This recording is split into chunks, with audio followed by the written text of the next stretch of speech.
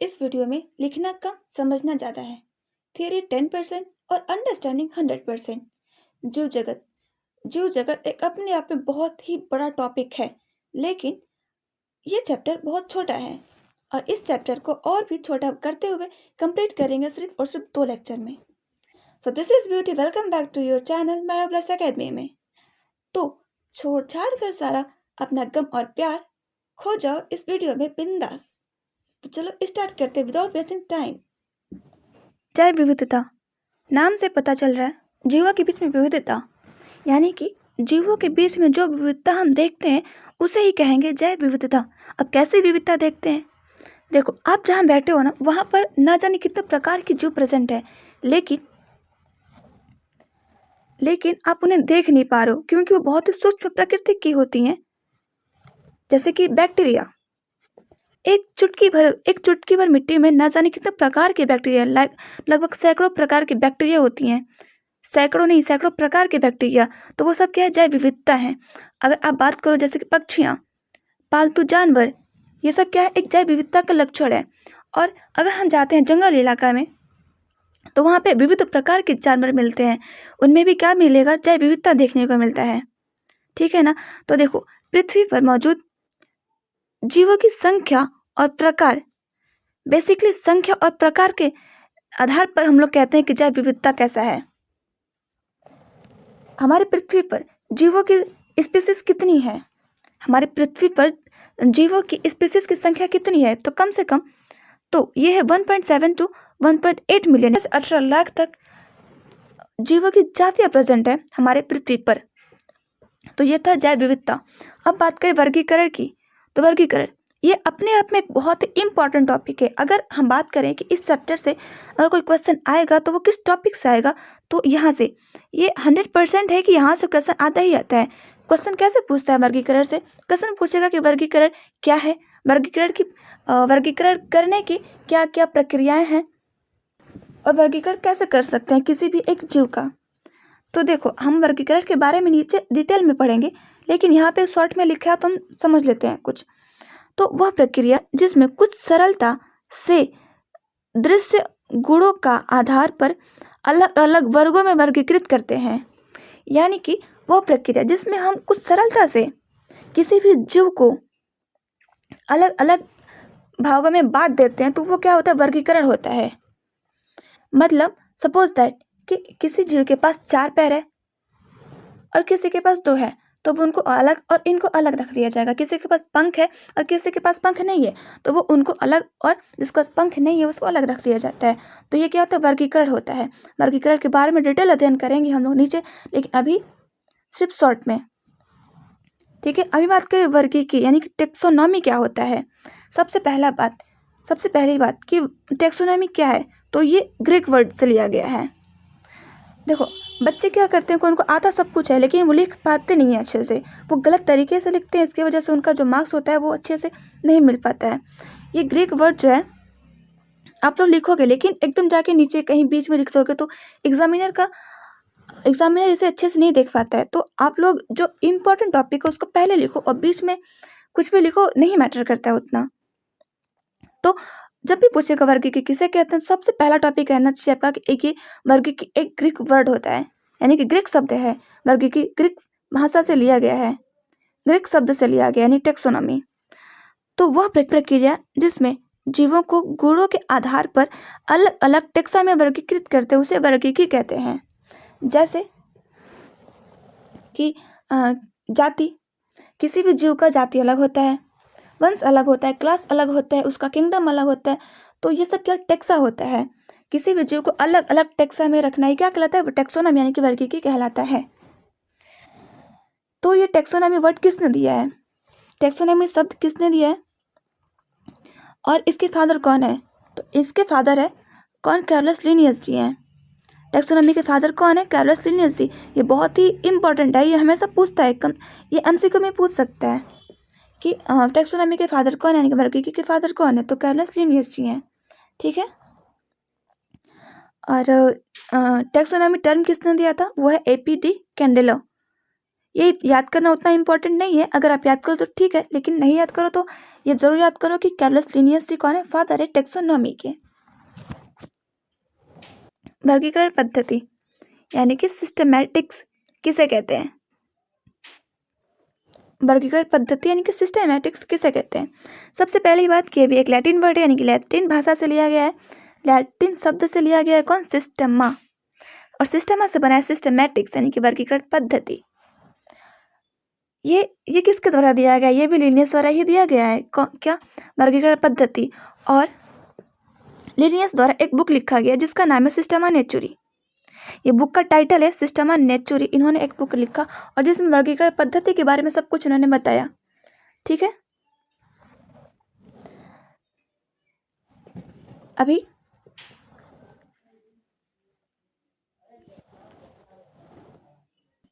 वो था ऊपर की वर्गीकरण किसे कहते हैं, बट यहाँ है वर्गीकरण की प्रक्रिया। जब हम किसी जीव का वर्गीकरण करते हैं तो वो क्या क्या प्रक्रिया रहना चाहिए और क्या क्या फॉलो करके हम किसी भी एक जीव का वर्गीकरण कर सकते हैं। ठीक है, तो सबसे पहला रहना चाहिए कि विशेषीकरण, दूसरा पहचान या फिर अभिज्ञान, तीसरा वर्गीकरण और दूसरा है चौथा है नामकरण। हाँ, लास्ट में हम लोग क्या देंगे? उसका नाम देंगे कि इस जीव का ये नाम हो सकता है। देखो, विशेषीकरण मतलब कैरेक्टराइजेशन, उसकी कैरेक्टर क्या है। ठीक है, वो कहाँ रह रहा है, उसकी कैरेक्टर क्या है। दूसरा, उसका पहचान, किसी भी जीव का पहचान करना है, पहचान करेंगे किसी भी जीव का। फिर क्या करेंगे? वर्गीकरण और फिर नामकरण।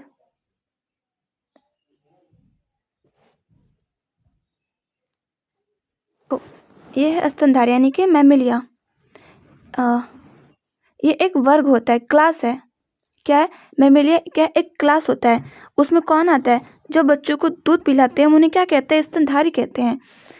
ठीक है, तो मैमिलिया वाले में, मैमिलिया वर्ग में जो बच्चों को दूध पिलाते हैं वो आते हैं। और ये देखो एवश, ये क्या है? ये भी एक वर्ग है। गेहूं क्या है? एक जाति है, स्पीसीज होती है, और प्लांट एक जगत है।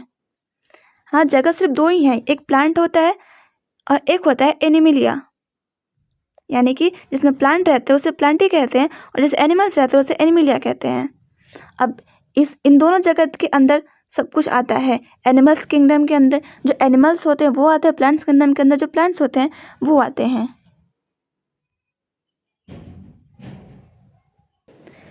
ये टॉपिक भी बहुत इम्पॉर्टेंट है, नाम पद्धति यानी कि नामकरण। अभी हम नामकरण कैसे करेंगे?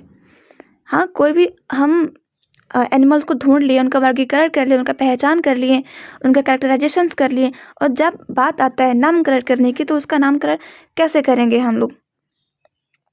ठीक है, तो देखो, किसी भी जीव का दो प्रकार का नेम होता है। एक होता है उसका लोकल नेम यानी कि स्थानीय नाम, और एक होता है साइंटिफिक नेम यानी कि जो जिस नाम से हर जगह जाना जाता है उसको। लोकल नाम मतलब एक जीव का लोकल नाम एक देश में अलग अलग हो सकता है। जो उसका जो स्थानीय नाम होता है किसी भी जीव का, वो एक देश में अलग अलग हो सकता है। यानी कि सपोज दैट हम बात करते हैं कुत्ता को ही, क्या बोलते हैं कि उसको एक देश में कई राज्य होते हैं और कई सारे मतलब भाषा के लोग बोलते हैं, तो क्या है कि उसको हम अलग अलग नाम से बोल सकते हैं कि ये यहाँ कुत्ता है, किसी राज्य में कुछ और होगा, लेकिन साइंटिफिक नेम सिर्फ एक होता है। ठीक है ना, और साइंटिफिक नेम सिर्फ एक होता है। ठीक है, तो नामकरण पद्धति में एक ये इंपॉर्टेंट है, द्विनाम पद्धति। हाँ, हर जीव का नाम द्विनाम पद्धति पर ही रखा जाता है, बायोनोमियल नोमेनक्लेचर पर ही किया जाता है।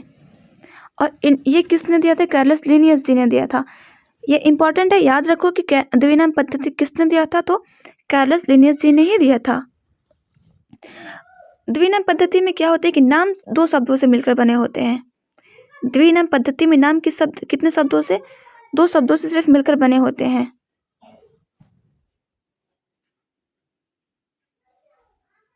दो शब्दों से मिलकर बने होते हैं।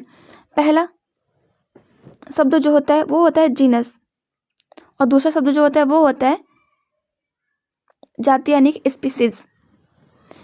पहला शब्द किसी भी जीव का हमें नामकरण करना है तो सबसे पहला उसका पहला शब्द लिखेंगे, यानी कि उसका वंश यानी कि जीनस, और दूसरा शब्द लिखेंगे जाति।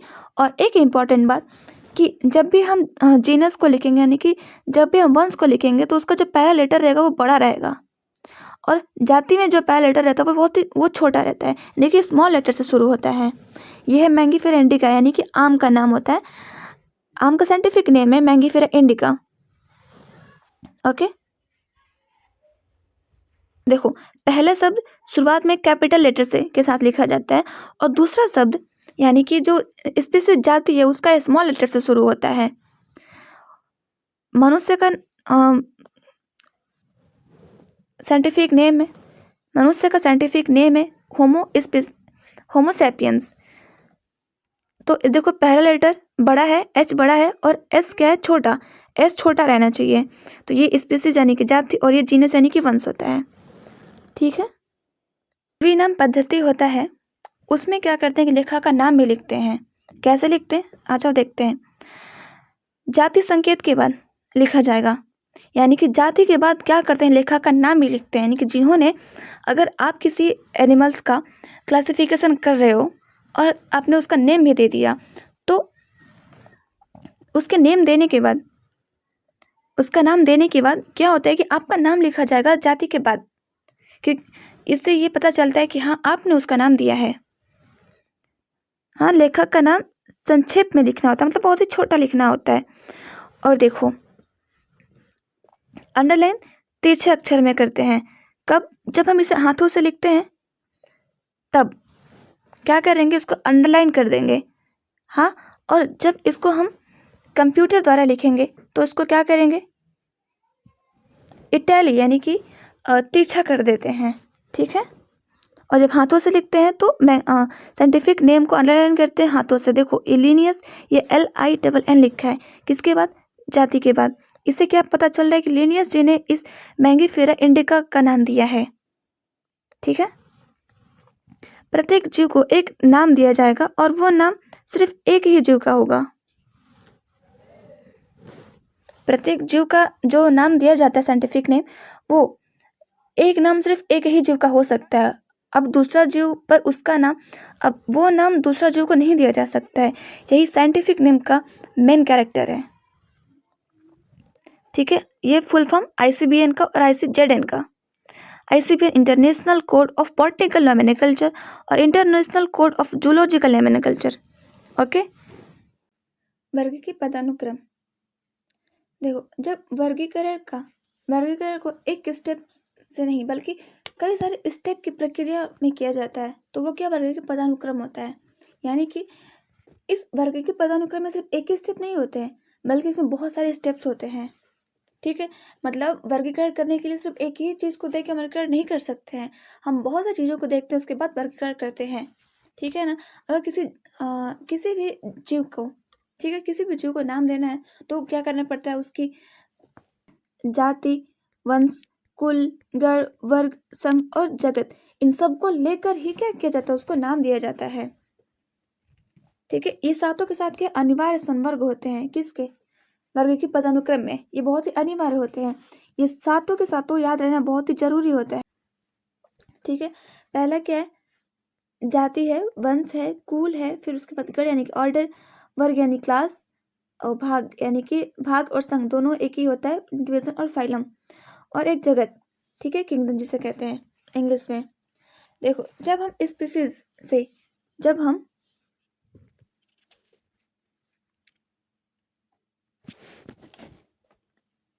स्पीसीज से किंगडम की तरफ जाते हैं, यानी कि जाति से हम जब जगत की तरफ जाते हैं, तो समानता गुण क्या होती है, घट जाती है। देखो मैं क्या ले रही, एक अभी मैं जाति ले रही हूँ, और उसके बाद डायरेक्ट जगत। ठीक है, अभी मैं जाति को डायरेक्ट जगत से कंपेयर कर रही हूँ, तो क्या है और कैसे है, कैसे मतलब समानता गुण, जो गुण होती है घटती है जब जाति से जगत की तरफ जाते हैं तब। ठीक है ना, सपोज दैट मनुष्य की जाति अलग होती है, हाँ, सेपियंस होती है। ठीक है, और जैसे और बिल्ली, कुत्ता, इन सब की जातियाँ क्या होती है, अलग अलग होती हैं। लेकिन जब जगत के पास जाते हैं तो सबको किस में रखते हैं, एनिमल में रखते हैं। ठीक है। एनिमल्स में सब के सब आ जाते हैं, जो एनिमल किंगडम है, जगत है, उसमें सारे के सारे जीव आ जाते हैं।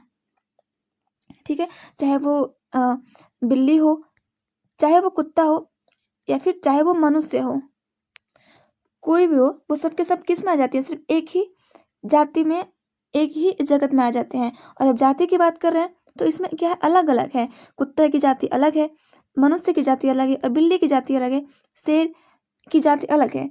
ठीक है, तो कहने का मतलब कि जाति के पास क्या है कि जीवों में कई सारे कैरेक्टर है, लेकिन वही अगर बात करें जगत में तो सिर्फ एक है, क्या? एनिमिलिया। यानी कि एनिमिलिया में सारे के सारे जीव आ जाते हैं, और जाति में बहुत सारे अलग अलग जीव होते हैं। ठीक है, तो इसीलिए जब हम जाति से किंगडम की तरफ ऊपर जाते हैं तो क्या होता है, हमारा कैरेक्टराइजेशन गुण क्या होता है, घटता है। और वहीं जब जाति से नीचे की तरफ आएगा तो क्या गुण हमारा बढ़ेगा। ठीक है,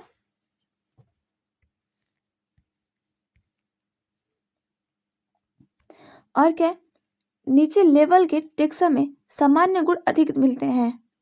हाँ, वही बात है, जो नीचे होते हैं ना, क्या होता है, गुण ज्यादा मिलते हैं अपेक्षा जगत के, यानी कि ऊपर। जो हायर कैटेगरी में क्या होता है कि जीवों में समानता देखना अधिक कठिन होता है। जो हायर कैटेगरी होता है, जैसे हायर कैटेगरी मतलब सबसे ज्यादा ऊपर कौन होता है, जगत। इसमें जो होता है जीवन में समानता देखना बहुत ही कठिन होता है। क्यों? क्योंकि क्योंकि मैंने अभी बताई मैं जस्ट सब कुछ कि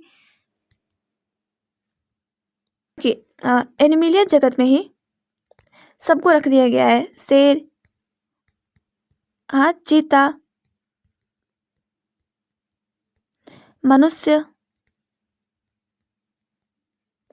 सब पक्षी, इनको क्या किया गया, एक ही में रख दिया गया है।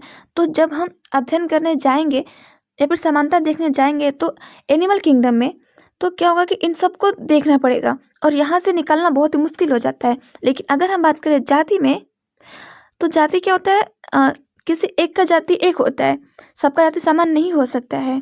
ठीक है ना, सबका जाति एक स्पेसिफिक होता है, किसी का भी जाति समान नहीं होता है। तो क्या होता है कि इसमें हमें अध्ययन करना है, फिर समानता देखना बहुत ही आसानी होता है। ठीक है,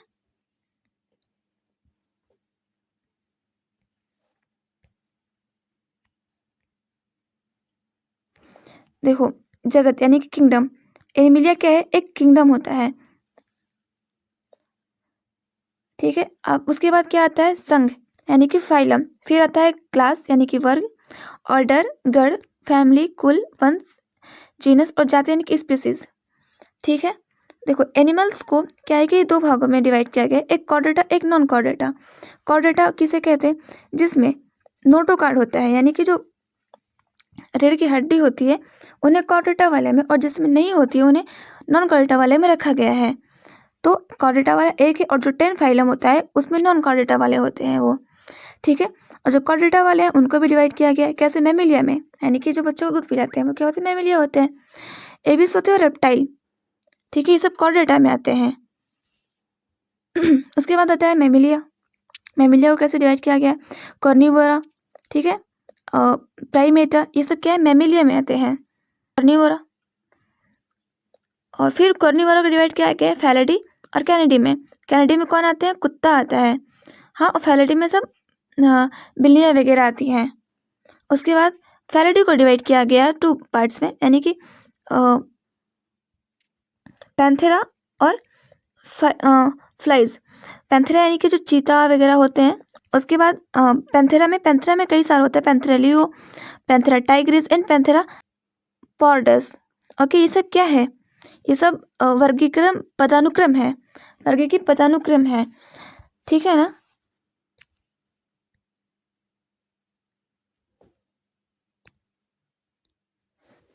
देखो जगत क्या होती है, एनिमिलिया क्या है, एक जगत है, एनिमल एक जगत है। सबसे बड़ा कौन है, एनिमल है, एनिमिलिया है। उसके बाद संघ कौन है, कॉर्डेटा क्या संघ होता है, वर्ग मैमिलिया वर्ग होता है। मैमिलिया में किसे रखा जाता है, जो स्तनधारी होते हैं उन्हें क्या मैमिलिया कहते हैं, मतलब इंग्लिश में। तो ये क्या है, एक वर्ग होता है। उसके बाद गण होता है, यानी कि ऑर्डर, कौन, कॉर्निवोरा। उसके बाद आता है फैमिली, यानी कि फैलिडी। फैलिडी भी और कैनिडी भी होता है। और वंश पैंथेरा और फ्लाइज होता है ये। और जाति कौन सा है? Panthera leo, Panthera leo, Panthera tigris, Panthera pardus, ये सब क्या सब जातियां हैं। अब आते हैं प्लांट्स पर।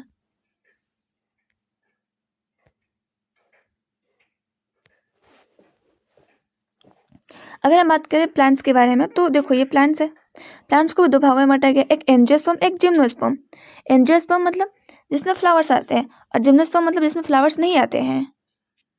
ओके, अब एंजियोस्पर्म को भी दो भागों में डिवाइड किया गया है, डाइकोटिलेडोन और मोनोकोटिलेडोन, मतलब द्विबीजपत्री और एक बीजपत्री। उसके बाद द्विबीजपत्री को दो भागों में डिवाइड किया गया, कौन? पॉलीमोनेलिया और स्पैंडेलस। पॉलीमोनेलिया एंड स्पैंडेलस। पॉलीमेनेलिया को दो भागों में डिवाइड किया गया है, सोलेनेसी एंड कॉन्वोलेसी। सोलेनेसी को डिवाइड किया गया, सोलेनम, पेनिट्यूनिया, ड्यूटेरा, ये सब क्या है? ये सब के सब वंश है। ओके, और सोलेनम एक वंश है जिसमें क्या क्या आता है? Solanum tuberosum, Solanum, melongena, Solanum melongena, Solanum nigrum. जगत, जो प्लांट है वो क्या है? जगत है। भाग कौन है? एंजियोस्पर्म और जिम्नोस्पर्म। उसके बाद वर्ग आता है, वर्ग कौन सा है? डाइकोट, मोनोकोट, ये सब क्या वर्ग है। गण कौन सा है? पॉलीमिनेला और स्पैंडिलस, ये सब क्या है? गण होते हैं। फैमिली की बात करें तो सोलेनेसी फैमिली होती है और कॉन्वोलेसी फैमिली होती है। वंश सोलेनम, सोलेनम क्या वंश है? पेटूनिया वंश है, ड्यूटेरा भी क्या वंश होता है। और जाति की बात करें तो सोलेनम ट्यूबरेशम, सोलेनम मेलोनगेना और सोलेनम नेग्यूरम, ये सब क्या है? सबके सब एक जाति है। ठीक है,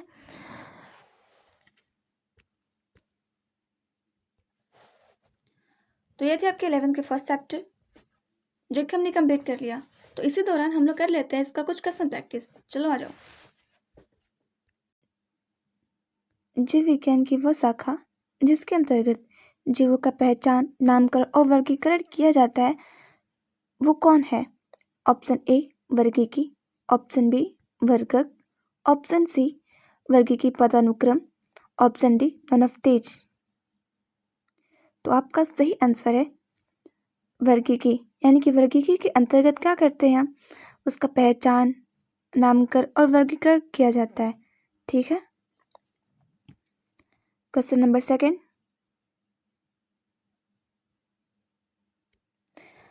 वर्गीकी शब्द का प्रयोग सबसे पहले किसने किया था? Option number A A P J Candolle, option number B Carolus Linnaeus, option number C Whittaker, option number D none of these. तो वो कौन है जिसने सबसे पहले वर्गीकी शब्द का प्रयोग किया था? तो आपका सही आंसर है A P de Candolle. A P de Candolle ji ने क्या किया था कि वर्गीकी शब्द का सबसे पहला प्रयोग किया था। ठीक है, और अगर क्वेश्चन में ये पूछे कि वर्गीकरण के पिता कौन है, तो what is the answer of this question कि who is the father of वर्गीकी? वर्गीकी फादर कौन है? तो वो है Carolus Linnaeus ji. Carolus Linnaeus ji वर्गीकी के फादर है और इन्होंने ही क्या दिया था? द्विनाम पद्धति। द्विनाम पद्धति किसने दिया था? कार्लस लिनियस जी ने। और इन्होंने एक बुक भी लिखा था, कौन सा? सिस्टमा नेचुरी। सिस्टमा नेचुरी एक बुक है जिसको इन्होंने ही लिखा था। ओके, नाउ नेक्स्ट क्वेश्चन क्या है कि वर्गीकरण की आधारभूत इकाई क्या है? वर्गीकरण की आधारभूत इकाई कौन सी है? वो है जाति यानी कि वंश, सॉरी जाति यानी कि स्पीसीज। और लास्ट क्वेश्चन है कि वर्गीकरण की सबसे छोटी इकाई कौन है? तो वो है जाति। ठीक है, ये वर्गीकरण की सबसे छोटी इकाई होती है। ओके, और सबसे खास बात कि मैंने इस वीडियो में थियरी बहुत कम और सिर्फ कंसेप्ट बताई हूँ और उनको समझाया गया है। ठीक है, तो अगर आपको थियरी चाहिएगा तो यहाँ ये थियरी है कि द्विनाम पद्धति किसे कहते हैं, द्विनाम पद्धति क्या है, ये सब क्या थियरी है। अगर थियरी चाहिए तो आप इसको नोट कर सकते हो। ठीक है, ये है वर्गीकरण। क्लासिफिकेशन किसे कहते हैं, और जैव वर्गीकरण क्या होता है, यानी कि टैक्सोनॉमी क्या होता है। ओके, ये है पृथ्वी। पृथ्वी पे दो है, एक होता है पादप जगत और एक होता है जंतु जगत।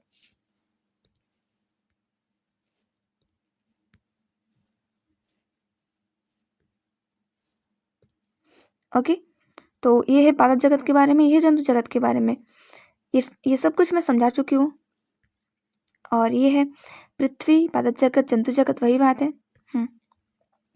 और ये है डेफिनेशन जो कि बहुत इंपॉर्टेंट है और हमेशा पूछे जाते हैं, खास करके जाति का तो हमेशा पूछता है, जाति किसे कहते हैं, वंश किसे कहते हैं, कुल किसे कहते हैं, गण किसे कहते हैं। बहुत ही सिंपल है, आप एक बार पढ़ोगे समझ में आ जाएगा आपको। बाकी आप सब समझ चुके हो, ठीक है। जाति का सबसे छोटा संवर्ग होता है, ठीक है। वर्गीकरण का सबसे आधारभूत सबसे छोटा इकाई कौन होता है, वो जाति होता है। एक जाति के सदस्य आपस में प्रजनन करते हैं एवं निषेचन संतति को जन्म देते हैं, ठीक है। ये सब क्या है, जाति का डिफिनेशन से, वंश का डिफिनेशन से, कुल है, गण है, वर्ग है, संघ है और लास्ट में है जगत। तो ये सब आप पढ़ो, याद करो, इट्स ऑल। यहाँ कुछ जाति के बारे में कुछ इंपॉर्टेंट बातें हैं, आप चाहो तो पढ़ सकते हो या फिर लिख सकते हो। और ये है एनसीईआरटी का टेबल जो कि एनसीईआरटी में दिया गया है। इसमें मोस्टली अगर आप बोर्ड एग्जाम की तैयारी कर रहे हो तो आपको सिर्फ और सिर्फ ये जैविक नेम यानी कि जो साइंटिफिक नेम है वो याद करने हैं, और सामान्य नेम जो है ये है वो। जाहिर सी बात है, जब आपको सामान्य नेम याद रहेंगे तभी आप साइंटिफिक नेम बता पाओगे। जैसे कि मानव का है होमो सेपियंस, ओके। घरेलू मक्खी का है मक्का डोमेस्टिका, आम का है मैंगिफेरा इंडिका और गेहूं का है टाइटिकम इवेस्टिवम, ओके। तो ये वंश, कुल, गण, वर्ग एंड संघ। संघ ओके यानी भाग, संघ भाग दोनों एक ही होता है, बट उसमें थोड़ा सा डिफरेंस होता है कि जो संघ होता है वो सिर्फ और सिर्फ एनिमल्स में देखा जाता है, संघ पूछा जाता है, और भाग की बात करें तो ये सिर्फ प्लांट्स में पूछा जाता है, ओके। तो ये थे हमारे क्लास 11 के टोटल कंप्लीट फर्स्ट चैप्टर। अगर आपको ऐसे ही सारे चैप्टर्स के नोट्स चाहिएगा, सिर्फ नोट्स अगर चाहिएगा तो आप कमेंट कर सकते हो। I will provide you all notes in the Hindi. So अपना पढ़ाई करते रहिए। Thank you so much for watching this video. Okay, bye, take care.